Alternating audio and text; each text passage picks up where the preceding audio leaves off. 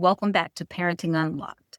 We're talking about parenting and education from sippy cups to scholarships. Last time we broke down advanced placement classes, but what if there was another way that your teen could actually earn college credit now and save you serious money?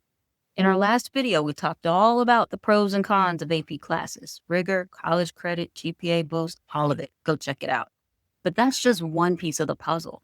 Another option is dual enrollment, which allows high school students to take real college classes and earn credits that count for both high school and college at the same time. So in that previous video, Chinanye mentioned that AP classes are a great option if you're great at taking tests. He and both of our children are great test takers.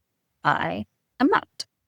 Dual enrollment makes sense for many people for several reasons. Your child can experience real college classes, oftentimes on the actual college campus. Although there are virtual options available, they can be quite convenient. Passing the course and receiving college credit is not contingent on the performance of one test like it is with AP. Taking the college class also allows you to get credit for the high school course as well, which accelerates that learning process. So this is great if you have a student who does not necessarily need the repetition of taking, say, algebra in high school and then college algebra again in college. They could just do it all in one go. Some students benefit from repetition. Dual enrollment is maybe not ideal for a student who needs that kind of repetition, and that's okay. But they need that additional support, that's all right. Maybe another class might be a better fit, or another option may be better, like AP or IB, the International Baccalaureate programs. These aren't just advanced classes. They're actual classes from a real college, actual transcripts from a real college. It can save time, reduce the cost of a degree, and even help your teen stand out on applications. How? Colleges see that your child can handle the rigor of college classes because they're actually taking the college class, not a prep class or a college adjacent class. It's an actual college class.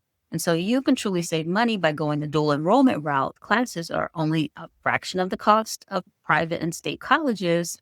And in our county, dual enrollment is covered at 50% by the school system. The other 50% is covered by the state. So the classes end up being free for students. So free college classes, that's a win.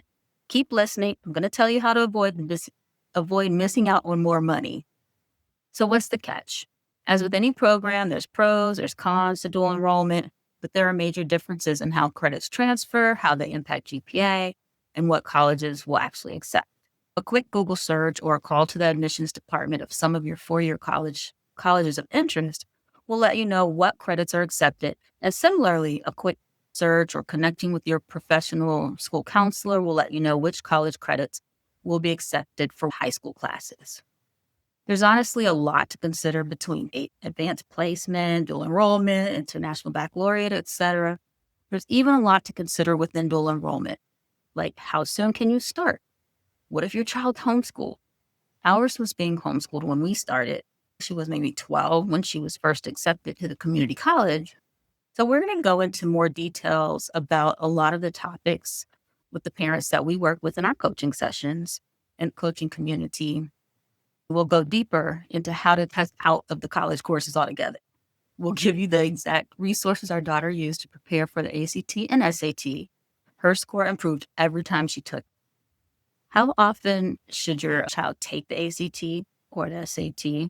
So anyway, if you want us to go deeper into advanced placement or dual enrollment, let us know in the comments. Comment AP along with the specific question you have or the topic you want to learn more about, dual enrollment.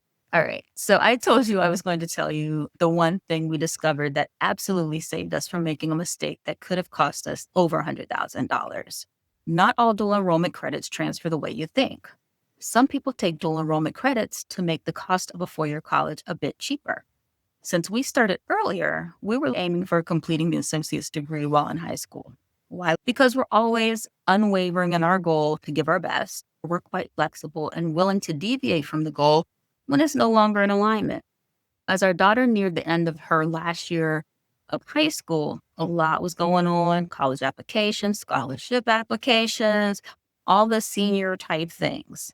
And in addition to some unexpected hurdles that we, of course, overcame, yet we're still drained in the process, Our daughter was a few credits shy of completing her associate's degree during her senior year of high school. And we were doing one of her last advisement sessions with her community college advisor. And when we mentioned for the however many time about the intent to graduate with the associate's degree, we were still on the same page. And then given all that was going on, we mentioned the idea of leaving a class to complete for the summer. We were then told that doing so could change our daughter's enrollment status for the fall. All right, lean in because this is key.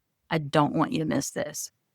If you're taking dual enrollment classes with the intent to complete your degree, any class credit that is taken after your child graduates high school will change your child's status from a freshman to a transfer student. Why is that important? Even though there are scholarships for transfer students, there are way more scholarships available for freshmen. Our daughter was accepted to her college's honors program, which pays full tuition and board freshmen or first-year students. For many colleges, transfer students have the same opportunities for scholarships as freshmen. However, for other colleges, the full rides are for freshmen or first-year students. You have to ask questions. There is no dual enrollment credit after graduating high school. You are then just taking college classes that would be transferred to another college. Armed with that knowledge, our daughter took the additional course during her senior year of high school. That was the plan anyway, so it was a challenging yet reasonable ask.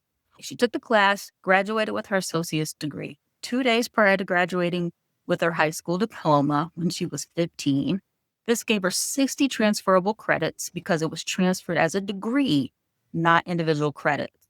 And it allowed her to enter her first year as a junior. She was able to accept the invitation for the honors program, the full ride, and the scholarship that came with it. So now you know. If you learned something new, let us know in the comments. Remember to drop your questions there too. You know what to do. Subscribe to our channel, hit the bell, share with a friend.